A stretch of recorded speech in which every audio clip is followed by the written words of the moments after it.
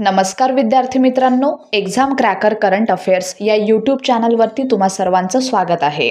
आज आपण बघणार आहोत 27 ऑक्टोबर 2025चे चालू घडामोडीतले टॉप 10 महत्त्वाचे प्रश्न, जे सर्व प्रकारच्या स्पर्धात्मक परीक्षांसाठी तुम्हाला उपयुक्त ठरतील। चला तर मग व्हिडिओला सुरुवात करूया। सगळ्यात आधी बघूया काल विचारलेला खास प्रश्न, आणि तो प्रश्न आहे ग्रीन टॅक्स कोणत्या राज्यात डिसेंबर 2025 पासून लागू होणार आहे? तर याचं योग्य उत्तर आहे पर्याय क्रमांक बी, उत्तराखंड।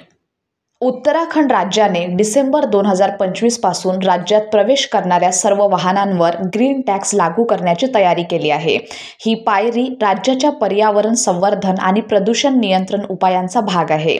या पुढाकाराचे नेतृत्व राज्य परिवहन विभाग करत असून याचा उद्देश हिमालयी परिसंस्थेचे संरक्षण करणे आणि लोकप्रिय पर्यटन स्थळांवर स्वच्छता राखणे आहे। उत्तराखंडमधील नवीन ग्रीन टॅक्स यंत्रणा राज्य अधिकारी म्हणतात की विविध प्रकारच्या वाहनांसाठी भिन्न दर निश्चित केले आहेत। लहान वाहनांसाठी ₹80, लहान मालवाहतूक वाहनांसाठी ₹250, बससाठी ₹140 आणि ट्रकसाठी त्यांच्या वजनानुसार ₹120 ते ₹700 दरम्यान।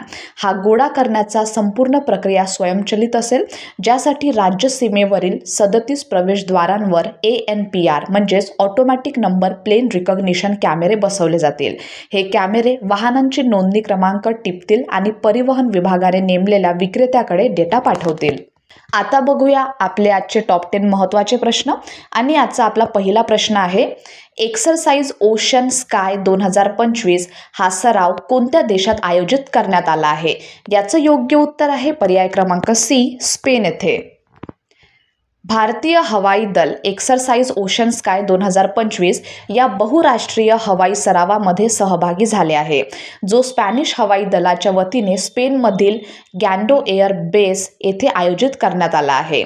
या सरावाचा उद्देश मैत्रीपूर्ण राष्ट्रांमधील परस्पर शिक्षण, आंतरकार्यक्षमता आणि हवाई युद्ध कौशल्य वाढविणे हा आहे।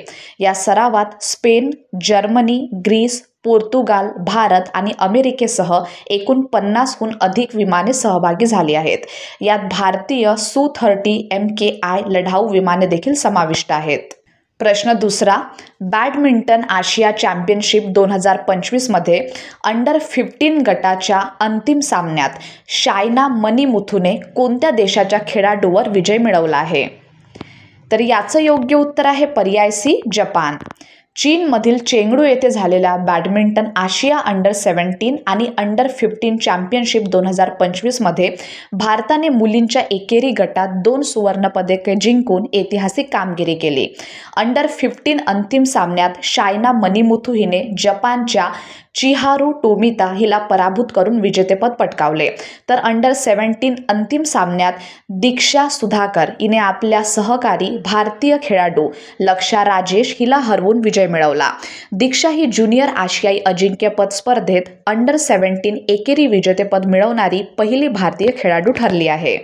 पुढला प्रश्न आहे अंडर-23 वर्ल्ड रेसलिंग चॅम्पियनशिप 2025 कोणत्या देशात आयोजित करण्यात आली होती? तर प्रश्न तिसऱ्याचं योग्य उत्तर आहे पर्याय क्रमांक सी, सर्बिया। हंसिका लांबा आणि सारिका मलिक यांनी सर्बिया येथे झालेल्या अंडर-23 वर्ल्ड रेसलिंग चॅम्पियनशिपमध्ये भारतासाठी रौप्य पदक जिंकले।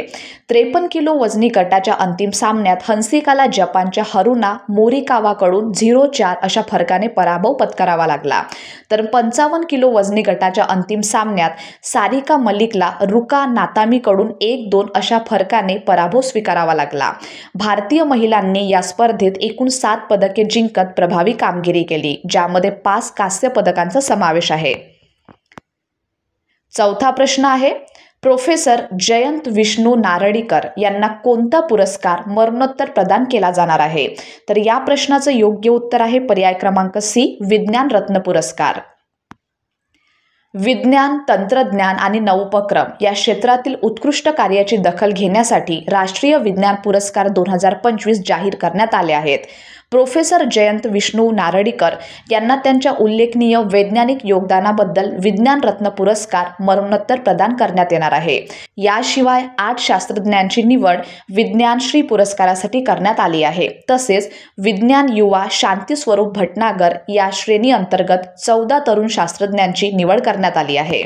पाचवा प्रश्न आहे, बुरेव्हेस्टनिक क्रूझ क्षेपणास्त्राची यशस्वी चाचणी कोणत्या देशाने केली? याचं योग्य उत्तर आहे पर्याय क्रमांक सी, रशिया. रशियाचे राष्ट्राध्यक्ष व्लादिमीर पुतिन यांनी न्यूक्लिअर चालित बुरेव्हेस्टनिक क्रूझ क्षेपणास्त्राच्या यशस्वी चाचणीची घोषणा केली, ज्याला अमर्याद अंतर्मार्ग म्हणजेच अनलिमिटेड रेंज असल्याचे सांगितले जाते. या क्षेपणास्त्राने 15 तास उड्डाण करताना 14,000 किलोमीटर अंतर पार केले, अशी माहिती चाचण्यांदरम्यान मिळाली. बुरेव्हेस्टनिक क्षेपणास्त्र हे रशियाच्या नव्या पिढीतील धोरणात्मक आण्विक शास्त्रसंचाचा भाग असून अणुप्रतिरोधक क्षमता आणि जागतिक प्रहार क्षमता वाढविण्यासाठी विकसित करण्यात आले आहे. सहावा प्रश्न आहे, 2025 युरोपियन चेस क्लब कप स्पर्धेत गुकेश डोमराजू आणि दिव्या देशमुख यांनी प्रत्येकी किती सुवर्ण पदके जिंकली? सहाव्या प्रश्नाचं योग्य उत्तर आहे पर्याय क्रमांक बी, 2 पदके. भारतीय ग्रँडमास्टर गुकेश डोमराजू आणि दिव्या देशमुख यांनी 2025 युरोपियन चेस क्लब कप स्पर्धेत प्रत्येकी 2 सुवर्ण पदके जिंकली. गुकेशने टीम सुपर चेसचे प्रतिनिधित्व केले, तर दिव्या देशमुख हिने सर्कल डी एशेक्स दे मॉन्टे कार्लो या संघासाठी खेळत महिलांच्या संघ स्पर्धेत संघाला विजेतेपद मिळवून दिले. दरम्यान निहाल सरीन यानेही वैयक्तिक सुवर्ण पदक जिंकत भारताच्या एकूण पदक संख्येत भर घातली. सातवा प्रश्न, भारतीय रिझर्व्ह बँकेने कोणत्या वर्षातील परिपत्रक मागे घेतले? याचं योग्य उत्तर आहे पर्याय सी, 2016. भारतीय रिझर्व्ह बँकेने 2016 मध्ये जाहीर केलेले ते परिपत्रक मागे घेतले आहे, ज्यामध्ये एखाद्या मोठ्या कॉर्पोरेट कर्जदाराला सर्व बँका मिळून देऊ शकणाऱ्या कर्जाच्या एकूण मर्यादेवर निर्बंध घालण्यात आले होते. 2016 मधील या नियमाचा उद्देश प्रणालीतील एकाच गटावर अवलंबित्व कमी करणे हा होता. या नियमाची मागे घेण्याची घोषणा अशा वेळी करण्यात आली आहे जेव्हा कॉर्पोरेट क्षेत्राचा बँक कर्जामधील वाटा 2016 नंतर जवळपास 10% घटला आहे. प्रश्न 8वा, मोन्था चक्रीवादळामुळे कोणत्या राज्यात मुसळधार पावसाचा इशारा देण्यात आला आहे? याचं योग्य उत्तर आहे पर्याय सी, आंध्र प्रदेश.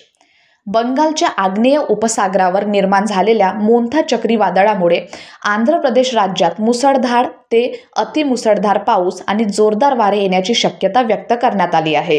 राज्य सरकारने जीवितहानी आणि मालमत्तेचे नुकसान टाळण्यासाठी तयारी वाढवली आहे. मोन्था चक्रीवादळाचे काकीनाडा किनाऱ्याजवळ म्हणजेच मचिलीपट्टणम आणि कालिंगपट्टणम यांच्यातील किनारपट्टीवर लँडफॉल होण्याचा अंदाज व्यक्त करण्यात आला आहे. 9वा प्रश्न आहे, फ्लिपकार्टने भारत यात्रा कार्ड कोणत्या कंपनीच्या सहकार्याने लॉन्च केले आहे? तर याचं योग्य उत्तर आहे पर्याय बी, पाईन लॅब्स. फ्लिपकार्टने पाईन लॅब्स यांच्या सहकार्याने फ्लिपकार्ट भारत यात्रा कार्ड हे डिजिटल प्रीपेड कार्ड लॉन्च केले आहे, जे सार्वजनिक वाहतुकीतील जलद आणि सुलभ पेमेंटसाठी तयार करण्यात आले आहे. हे कार्ड NCMC सक्षम म्हणजेच नॅशनल कॉमन मोबिलिटी कार्ड असून प्रवाशांना मेट्रो, बस आणि इतर ट्रान्झिट प्रणालींमध्ये एका स्मार्ट कार्डद्वारे पेमेंट करण्याची सुविधा देते. हे 50 प्रीपेड, रिलोडेबल आणि नॉन KYC कार्ड आहे. आणि आजचा आपला शेवटचा प्रश्न आहे, सतीश शाह यांचे निधन कोणत्या वयात झाले? तर याचं योग्य उत्तर आहे पर्याय सी, 74 वर्षे. ज्येष्ठ बॉलिवूड अभिनेते सतीश शाह यांचे मुंबईत वयाच्या 74व्या वर्षी निधन झाले. ते लोकप्रिय सिटकॉम साराभाई वर्सेस साराभाई मधील इंद्रवदन साराभाई या त्यांच्या संस्मरणीय भूमिकेसाठी विशेष ओळखले जात होते. सतीश शाह यांनी आपल्या कारकिर्दीची सुरुवात अरविंद देसाई की अजीब दास्तान आणि गमन या चित्रपटांपासून केली होती. त्यांनी जाने भी दो यारो या कल्ट क्लासिक चित्रपटात डी मेलो ही भूमिका साकारत मोठी लोकप्रियता मिळवली. तर विद्यार्थी मित्रांनो, हे होते आपल्याचे टॉप 10 चालू घडामोडीतले महत्त्वाचे प्रश्न. आणि आता बघूया तुमच्यासाठीचा खास प्रश्न, टॉप ॲग्री फूड पायोनियर हा सन्मान कोणाला देण्यात आला आहे? तर याचं उत्तर तुम्हा सर्वांना कमेंट बॉक्समध्ये द्यायचं आहे. धन्यवाद.